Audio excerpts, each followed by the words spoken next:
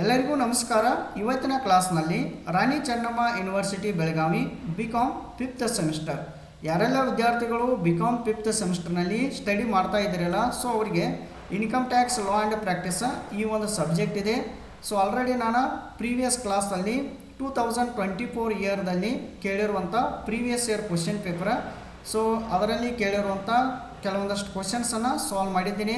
So ಇವತ್ತಿನ ಕ್ಲಾಸ್ನಲ್ಲಿ ಕೂಡ ಕೆಲವೊಂದಷ್ಟು ಕ್ವಶನ್ಸನ್ನು ಸಾಲ್ವ್ ಮಾಡೋಣ. ಓಕೆ, ಸೊ ಇನ್ನೂ ಚಾನಲ್ನ ಯಾರು ಸಬ್ಸ್ಕ್ರೈಬ್ ಆಗಿಲ್ಲ ಅಂದರೆ ಸಬ್ಸ್ಕ್ರೈಬ್ ಮಾಡಿರಿ, ಪ್ರೆಸ್ ದ ಬೆಲ್ ಐಕಾನ್. ನಮ್ಮ ಮುಂದೆ ಅಪ್ಲೋಡ್ ಮಾಡುವಂಥ ಎಲ್ಲ ಕ್ಲಾಸ್ಗಳನ್ನು ಕೂಡ ನೀವು ಈಸಿಯಾಗಿ ನೋಟಿಫಿಕೇಷನ್ ಮುಖಾಂತರ ನೋಡ್ಬೋದು. ಓಕೆ, ಸೊ ಇವತ್ತಿನ ಕ್ಲಾಸ್ನಲ್ಲಿ 2024 ಇಯರ್ ಕ್ವಶನ್ ಪೇಪರ್ ಇದೆ. ಆ್ಯಕ್ಚುಲಿ 2024 ಇಯರ್ದಲ್ಲಿ QP ಇದೆ ಕ್ವಶನ್ ಪೇಪರ 5 ಮಾರ್ಕ್ಸ್ ಕೇಳಿದ್ದಾರೆ ನೋಡಿರಿ. ಈ ಒಂದು ಪ್ರಾಬ್ಲಮನ್ನು 5 ಮಾರ್ಕ್ಸ್ ಕೇಳಿದ್ದಾರೆ. ಸೊ ಈ ಪ್ರಾಬ್ಲಮ್ ಸೆಕೆಂಡ್ ಇದೆ ನೋಡಿರಿ, ಎರಡನೇ ಪ್ರಾಬ್ಲಮ್ ಇದೆ, ಕ್ವಶನ್ ನಂಬರ್ 2 ಅದು ಕೊಟ್ಟಿದ್ದಾರೆ. ಇದು actually residential status and tax liability ಅಂತೇಳಿ ಯೂನಿಟ್ ಇದೆಯಲ್ಲ, ಸೊ ಆ ಒಂದು ಯೂನಿಟ್ದಿಂದ ಈ ಕ್ವಶನನ್ನು ಕೇಳಿದ್ದಾರೆ. Okay, so Shri Devaraj who was born and brought up in India where for further studies to USA on 10th March 2020 and come back to India on 1st 3 2023 early in the morning. Find out his residential status for the assessment year 2023-24 ಅಂತ ಹೇಳ್ತಾರೆ. ಏನಿಲ್ಲರಿ, simple problem ಇದೆ. ಇಲ್ಲಿ ನೀವು ಏನು understand ಮಾಡ್ಕೋಬೇಕಂದ್ರೆ Shri Devaraj ಅನ್ನೋರ ಇಂಡಿಯಾದಾಗ ಎಷ್ಟು days ಅದಲ್ಲ, so ಅದರ ಬೇಸಿಸ್ ಮೇಲೆ ನಾವು ರೆಸಿಡೆನ್ಷಿಯಲ್ ಸ್ಟೇಟಸನ್ನು ಫೈಂಡ್ ಔಟ್ ಮಾಡೋದು ಅಂತ ಹೇಳ್ತಾರೆ. ಸೊ ಈಗ ನೋಡಬೇಕು, ಸೊ ಇಲ್ಲಿ USA ಫರ್ದರ್ ಸ್ಟಡೀಸ್ಗಾಗಿ ಅವ USA ಹೋಗಿದ್ದಾನೆ ರೀ. ನೆಕ್ಸ್ಟ್ ಯಾವಾಗ ಹೋಗಿದ್ದಾನೆ ನೋಡ್ರಿ, ಯಾವಾಗ ಹೋಗಿದ್ದಾನಂದ್ರೆ 10th March 2020ದಾಗ USA ಹೋಗಿದ್ದಾನೆ ರೀ. ನೆಕ್ಸ್ಟ್ ಒನ್ ರೀ, ಅದಕ್ಕಿಂತ ಮೊದಲು ನಾವು ಇಂಡಿಯಾದಾಗ ಇದ್ದಾರೆ.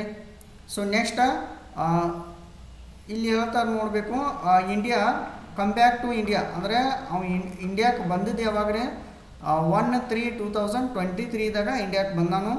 ನೆಕ್ಸ್ಟ್ ಒನ್ ಅರ್ಲಿ ಮಾರ್ನಿಂಗ್ ಅಂತ ಹೇಳ್ತಾರೆ, ಅರ್ಲಿ ಮಾರ್ನಿಂಗ್ ಅವ ಇಂಡಿಯಾಕ್ಕೆ ಬಂದಾನ ಅಂತ ಹೇಳ್ತಾರೆ. ನೆಕ್ಸ್ಟ್ ನಮ್ಗೆ ರೆಸಿಡೆನ್ಷಿಯಲ್ ಸ್ಟೇಟಸನ್ನು ಫೈಂಡ್ ಔಟ್ ಮಾಡ್ರಿ ಅಂತ ಹೇಳಿದ್ದಾರೆ. ಸೊ ಇಷ್ಟ ಸಿಂಪಲ್ ಇದೆ. ಜಸ್ಟ್ ಏನು ಮಾಡ್ಬೇಕು ನೀವು, ಈಗ ನೋಡ್ರಿ ಸೊಲ್ಯೂಷನ್ ಅಂತ ಹಾಕ್ರಿ, ಆನ್ಸರ್ ಅಂತ ಹಾಕಬೇಕು ಆರ್ ಸೊಲ್ಯೂಷನ್. ನೆಕ್ಸ್ಟ್ ಒನ್ ನೋಡ್ರಿ, ಈಗ ಅಸೆಸ್ಮೆಂಟ್ ಇಯರ್ ನೀವು ಅಬ್ಸರ್ವ್ ಮಾಡಬೇಕು. ಯಾವುದೇ ಒಂದು ಪ್ರಾಬ್ಲಮ್ದಾಗ ಅಸೆಸ್ಮೆಂಟ್ ಇಯರ್, ಈ ಪ್ರಾಬ್ಲಮ್ದಾಗ ಏನು ಮಾಡಿದಾನೆ ರೀ, ಅಸೆಸ್ಮೆಂಟ್ ಇಯರ್ 2023-2024 ಅಂತ ಹೇಳ್ತಾರೆ. ಅಸೆಸ್ಮೆಂಟ್ ಇಯರ್ ಇದು. ಓಕೆ, ಈ ಪ್ರಾಬ್ಲಮ್ದಾಗ ಅಸೆಸ್ಮೆಂಟ್ ಇಯರ್ ಯಾವುದು 2023-24.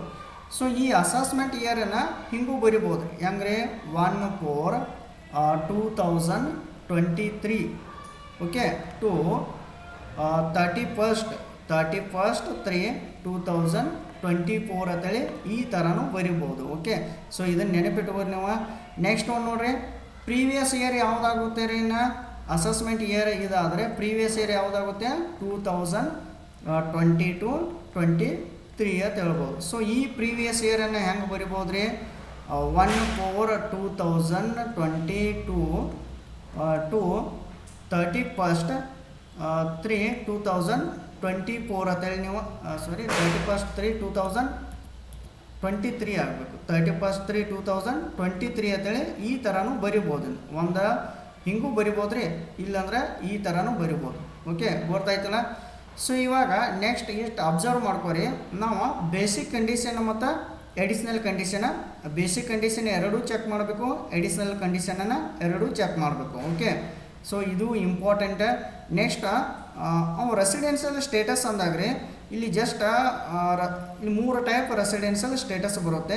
First one ordinary resident in India, second one not ordinary resident in India, third one non resident in India. So ಈ 3 ಟೈಪ್ದಾಗ ರೆಸಿಡೆನ್ಷಿಯಲ್ ಸ್ಟೇಟಸ್ ಯಾವ ಟೈಪ್ ಅವು ಇದಾನ ಅನ್ನೋದು ನೋಡಬೇಕು. ದೇವರಾಜ ಯಾವ ಟೈಪ್ದಾಗ ರೆಸಿಡೆನ್ಷಿಯಲ್ ಸ್ಟೇಟಸ್ ಇದೆ, ಅವನದು ಅಸೆಸ್ಮೆಂಟ್ ಇಯರ್ 2023-24 ಇಯರಲ್ಲಿ ಅಂತೇಳಿ ನಾವು ನೋಡಬೇಕು. ಓಕೆ, ಸೊ ಹೆಡ್ಡಿಂಗ್ ಕೊಡ್ರಿ, ಕ್ಯಾಲ್ಕುಲೇಷನ್ ಆಫ್ ರೆಸಿಡೆನ್ಷಿಯಲ್ ಸ್ಟೇಟಸ್ ಅಂತ ಹಾಕ್ರಿ. ನೆಕ್ಸ್ಟ್ ಫೈನಾನ್ಷಿಯಲ್ ಇಯರ್ ಅಂತೇಳಿ ತೆಗೆದುಕೊಳ್ರಿ. ನೆಕ್ಸ್ಟ್ ಒಂದು ಕಾಲಮ ನಂಬರ್ ಆಫ್ ಡೇಸ್ ಅಂತೇಳಿ ತೆಗೆದುಕೊಳ್ರಿ. ಓಕೆ, ನಂಬರ್ ಆಫ್ ಡೇಸ್ ಅಂತೇಳಿ ಇನ್ನೊಂದು ಕಾಲಮ್ ತೆಗೆದುಕೊಳ್ರಿ. ಸೊ ಈ ಥರ ಈ ವೇನು ನೀವು ಫಾಲೋ ಅಪ್ ಮಾಡ್ಬೋದು, ಇಲ್ಲಾಂದರೆ ಬೇರೆ ಬೇರೆ ಡಿಫ್ರೆಂಟ್ ವೇದಾಗ ಕೂಡ ಈ ಪ್ರಾಬ್ಲಮನ್ನು ಸಾಲ್ವ್ ಮಾಡ್ಬೋದು. ಓಕೆ, ಸೊ ಇವಾಗ ನೋಡೋಣ. ಜಸ್ಟ್ ಇಲ್ಲಿ ನೋಡ್ರಿ ನೀವು, ನಿಮ್ಗೆ ಒಂದು ಕಾಮನ್ ಸಿಂಪಲ್ ಏನಂದರೆ, ಈಗ 10th ಮಾರ್ಚ್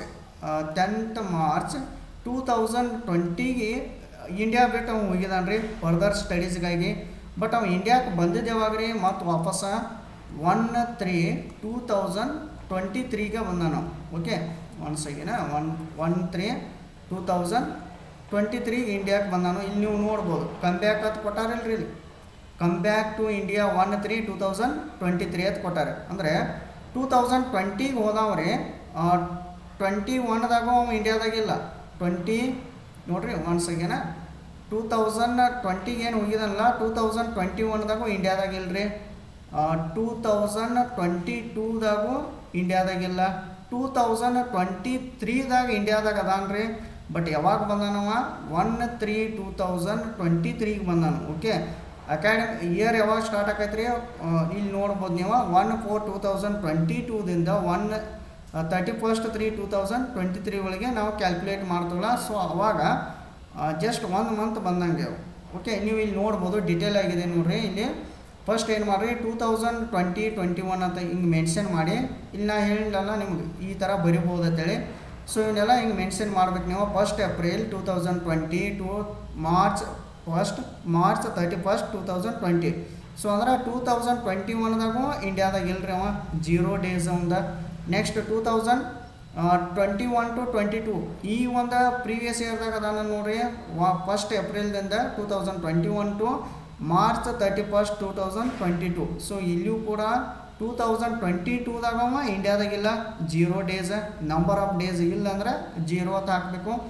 ನೆಕ್ಸ್ಟ್ 2022-23ದಾಗ 1 April 2022 to March 31 2023.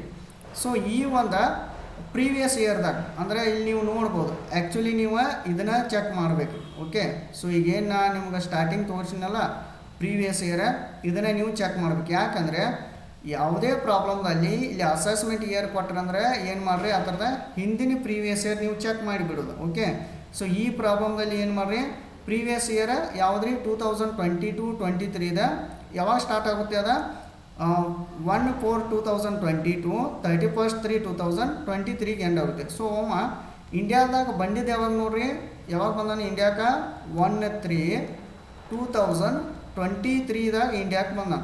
Okay, so 1 ಏಪ್ರಿಲ್ದಿಂದ ಯಾವಾಗೂ ಬಂದಿಲ್ಲರಿ ಅವ ಇಂಡಿಯಾಕ್ಕೆ ಬಂದಿದ್ದ 1/3/2023. ಅಂದರೆ 1/3/2023. ಸೊ ಇದು ಮಾರ್ಚಲ್ಲಿ ಎಷ್ಟು ಡೇಸ್ ಇರುತ್ತೆ, 31 ಡೇಸ್ ಇರುತ್ತೆ. ಓಕೆ, ಸೊ ಅಂದರೆ 1/3ಗೆ ಬಂದವ, ನಾವು ಎಲ್ಲಿವರೆಗೆ ಕ್ಯಾಲ್ಕುಲೇಟ್ ಮಾಡ್ಬೇಕ್ರಿ, 31/3/2023ವರೆಗೆ. ಅಂದರೆ ಎಷ್ಟು ಡೇಸ್ ಆಗುತ್ತೆ ನೋಡ್ರಿ, ಅವಂದ ಓನ್ಲಿ ಫಾರ್ 31 ಡೇಸ್ ಆಗುತ್ತೆ. Okay, so 1 ಏಪ್ರಿಲ್ದಿಂದ ಹಿಡ್ಕೊಂಡ್ರಿ 31 ಮಾರ್ಚ್ವರೆಗೆ 2023ವರೆಗೆ. ಸೊ 1 ಮಾರ್ಚ್ ಅಂದರೆ ಈಗ ನೀವು ನೋಡ್ಬೋದು 1 ಏಪ್ರಿಲ್ದಿಂದ 31 ಮಾರ್ಚ್ವರೆಗೆ ಎಷ್ಟು ಡೇಸ್ ಇದ್ದಂಗೆ ಆಯ್ತು ಅವ ಇಂಡಿಯಾದಾಗ, ಓನ್ಲಿ ಫಾರ್ 31 ಡೇಸ್. 1 ಮಾರ್ಚ್ಗೆ ಬಂದಾನು, ಎಂಡ್ ಯಾವಾಗ ಹೋಗುತ್ತೆ, 31 ಮಾರ್ಚ್. ಓಕೆ, ಸೊ ಅಂದರೆ ಟೋಟಲ್ ಆಗಿ ಒಂದು ನಂಬರ್ ಆಫ್ ಡೇಸ್ ಎಷ್ಟು ರೀ, only for 31 days. Okay, only for 31 days in ಇಂಡಿಯಾದಾಗ ಅವ ಸ್ಟೇ ಅದಾನ್ರಿ 31 ಡೇಸ್ ಅಂತ ಹೇಳ್ಬೋದು. ನೆಕ್ಸ್ಟ್ ಹಂಗಾದರೆ ಇದು ಇಂಪಾರ್ಟೆಂಟ್ ನೋಡ್ರಿ, ಅವನ ಸ್ಟೇಟಸ್, ರೆಸಿಡೆನ್ಷಿಯಲ್ ಸ್ಟೇಟಸ್ ಏನಾಗುತ್ತೆ ನೋಡ್ರಿ.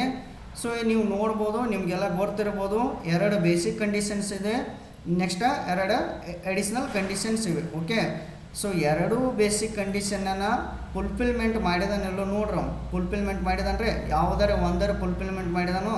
ಸೊ ಯಾವುದೂ ಫುಲ್ಫಿಲ್ಮೆಂಟ್ ಮಾಡಿಲ್ಲ, ಬೇಸಿಕ್ ಕಂಡೀಷನ್ ಯಾವುದೂ ಫುಲ್ಫಿಲ್ಮೆಂಟ್ ಮಾಡಿಲ್ಲ. ನೆಕ್ಸ್ಟ್ ಅದಕ್ಕಾಗಿ ಅವ್ನಿಗೆ ಏನಂತಾರೆ, is A non resident in India ಅಂತ ಹೇಳಿ ಹೇಳ್ಬೋದು. ಓಕೆ, NRI ಅಂತೇಳಿ ನೀವು ಹೇಳ್ಬೋದು ಅವನು. ಓಕೆ, ಸೊ ನೀವು ಈ ಥರ ಪ್ರಾಬ್ಲಮನ್ನು ಸಾಲ್ವ್ ಮಾಡಬೇಕಾದ್ರೆ ಫಸ್ಟ್ ನೀವು ಏನು ಮಾಡಬೇಕು, ಅಸೆಸ್ಮೆಂಟ್ ಇಯರ್ ಯಾವುದೋ ಅದರ ಪ್ರೀವಿಯಸ್ ಇಯರ್ ನೋಡಿಬಿಡೋದು. ಓಕೆ, ಸೊ ಪ್ರೀವಿಯಸ್ ಇಯರನ್ನು ಈ ಥರ ಬಾಕ್ಸ್ ಹಾಕಿದನೆಲ್ಲ, ಸೊ ಈ ಥರ ಬರಿಬೇಕು ನೀವು. ಸೊ ಇದರ ಮೂಲಕ ನೀವು ಈಸಿಲಿ ಸಾಲ್ವ್ ಮಾಡ್ಬೋದು. ಮತ್ತು ಬೇಸಿಕ್ ಕಂಡೀಷನು ನಿಮಗೆ ನೆನಪಿರಬೇಕು, ಅಡಿಷ್ನಲ್ ಕಂಡೀಷನು ನೀವು ನೋಡ್ಕೋರಿ. ನೆಕ್ಸ್ಟ್ ಯಾರಿಗೆ ರೆಸಿಡೆಂಟ್ ಅಂತಾರೋ, ಯಾರಿಗೆ ನಾಟ್ ಆರ್ಡಿನರಿ ರೆಸಿಡೆಂಟ್ ಅಂತಾರೋ, ಯಾರಿಗೆ ನಾನ್ ರೆಸಿಡೆಂಟ್ ಅಂತಾರೋ ಇದನ್ನು ಕೂಡ ನೀವು ನೋಡ್ಕೋಬೇಕು. ಓಕೆ, ಸೊ ಇನ್ನು ನೆಕ್ಸ್ಟ್ ಕ್ವಶನನ್ನು ಸಾಲ್ವ್ ಮಾಡೋಣ. ಸೊ ಕ್ವಶನ್ ನಂಬರ್ 6ನೇ ಕ್ವಶನ್ ನೋಡ್ರಿ, ಇದು ಥಿಯರಿ ಕ್ವಶನ್ ಕೇಳಿದ್ದಾರೆ. What is advance payment of tax. So advance payment of tax ಅಂದ್ರೆ ಏನಂತ ಕೇಳ್ತಾರೆ. Next right the due dates of advance payment of tax under section 211 ಅಂತ ಹೇಳ್ತಾರೆ. ಓಕೆ, ಸೊ ಇಲ್ಲಿ ನೀವು ನೋಡ್ಬೋದು, ಇದು ಥಿಯರಿ ಕ್ವಶನ್ ಇದೆ. ಸ್ವಲ್ಪ ಎಕ್ಸ್ಪ್ಲೇನ್ ಮಾಡಿ ನೀವು ಬರಿಬೇಕಿದ್ದ. ಸೊ ಮೀನಿಂಗ್ ಬರೀತಿರ್ತದ. ಅಡ್ವಾನ್ಸ್ ಪೇಮೆಂಟ್ ಆಫ್ ಟ್ಯಾಕ್ಸ್ ಅಂದರೆ advance tax is the income tax paid in instalments during the financial year instead of a lump sum at year end ಅಂತ ಹೇಳ್ತಾರೆ. ಓಕೆ, ಸೊ ಲಮ್ಸಮ್ ಕೊಡೋ ಬದಲಿ ಅಡ್ವಾನ್ಸ್ ಲಮ್ಸಮ್ ಅಮೌಂಟ್ ಪೇ ಮಾಡೋ ಬದಲಿ ಅದನ್ನ part ಮಾಡಿ ಕೊಟ್ಟು ಬಿಡ್ತಾರೆ. ಅಮೌಂಟನ್ನು ನೋಡ್ಬೋದು ನೀವು ಇಲ್ಲಿ. ನೆಕ್ಸ್ಟ್ ಇನ್ನು date for advance payment of tax under section 211 ಅಂತ ಹೇಳ್ತಾರೆ. ಸೊ ಇದರ ಪ್ರಕಾರ ಡ್ಯೂ ಡೇಟ್ಸ್ ಏನಿದಾವೆ ಅಂತ ಹೇಳ್ಬೋದು. ನೆಕ್ಸ್ಟ್ ನೋಡ್ರಿ, ಇಲ್ಲಿ ಟ್ಯಾಕ್ಸ್ ಪೇಯರ್ ಅಂತ ಹಾಕ್ರಿ. ನೆಕ್ಸ್ಟ್ ಡ್ಯೂ ಡೇಟ್ಸ್ ಅಥವಾ ಒಂದು ಕಾಲಮ್ ಮಾಡಿರಿ, ಇವನ್ನ 2 ಕಾಲಮ್ ಮಾಡಿರಿ. ನೆಕ್ಸ್ಟ್ ಟ್ಯಾಕ್ಸ್ ಪೇಯರ್ದಲ್ಲಿ ಆಲ್ ಅಂತ ಫಸ್ಟಿಗೆ ತೆಗೆದುಕೊಳ್ರಿ. ನೆಕ್ಸ್ಟ್ ಇಲ್ಲಿ on or before 15th June ಅಂತೇಳಿ ಮೆನ್ಷನ್ ಮಾಡಬೇಕು, first one due date. So next all ಅಂತ ಕೊಡ್ರಿ, on or before 15th September. Next ಒಂದು ನೋಡ್ರಿ, ಆಲ್ ಅಂತ ಕೊಡ್ರಿ, on or before 15th December ಅಂತ ಹೇಳ್ಬೋದು. ನೆಕ್ಸ್ಟ್ ಒನ್ನ ಆಲ್ ಅಂತ ಕೊಡ್ರಿ, on or before 15th March ಅಂತ ಹೇಳ್ಬೋದು. ಫೈನಲ್ ಆಗಿ ಈ ಥರ ಅವ್ರದ್ದು ಅಡ್ವಾನ್ಸ್ ಟ್ಯಾಕ್ಸನ್ನು ಪೇ ಮಾಡ್ತಾರೆ ಅಂತ ಹೇಳ್ಬೋದು. ಸೊ ಇಷ್ಟೇ ಇದೆ ಆನ್ಸರೇ. ನೀವು ಇನ್ನೂ ಕೂಡ ಇದನ್ನ ಎಕ್ಸ್ಪ್ಲೇನ್ ಮಾಡಿ ಬರಿಬೋದು. ಓಕೆ, ಇದ್ರ ಮೇಲೆ ಕೂಡ ಕೆಲವೊಂದಷ್ಟು ಪ್ರಾಬ್ಲಮ್ಸ್ ಅದಾವ್ರಿ, ಅವನು ಕೂಡ ನೀವು ಸಾಲ್ವ್ ಮಾಡಿ ನೋಡ್ಬೋದು.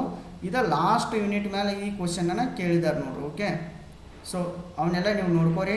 ನೆಕ್ಸ್ಟ್ ಈ ಥರ ಕ್ವಶನ್ಸನ್ನು ಸಾಲ್ವ್ ಮಾಡ್ಬೇಕು ನೀವು. ಅಂದಾಗ 5 ಮಾರ್ಕ್ಸ್ ಕ್ವಶನ್ ಇರ್ತಾರ, 5 ಮಾರ್ಕ್ಸ ಕೊಟ್ಟು ಬಿಡ್ತಾರೆ ನಿಮ್ಗೆ. ಸೊ ಇಲ್ಲಿ ಎಕ್ಸ್ಪ್ಲೇನ್ ಒಂದು ಸ್ವಲ್ಪ ಮಾಡಿದ್ನ ಈ ಕ್ವಶನನ್ನು. ಓಕೆ, ಪ್ರಾಕ್ಟೀಸ್ ಮಾಡೋದು ಬರೀ. ಓಕೆ, ಈ ಕ್ಲಾಸ್ ನಿಮ್ಗೆ ಲೈಕ್ ಅನಿಸುತ್ತೆ ಅಂದರೆ ಏನು ಮಾಡಿರಿ, ಚಾನಲನ್ನು ಸಬ್ಸ್ಕ್ರೈಬ್ ಮಾಡಿರಿ. ನಿಮ್ಮ ಫ್ರೆಂಡ್ಸ್ ಗ್ರೂಪ್ ಕೂಡ ಶೇರ್ ಮಾಡಿರಿ, ಅವ್ರಿಗೂ ಕೂಡ ಹೆಲ್ಪ್ ಆಗುತ್ತೆ. Okay, once again thank you all.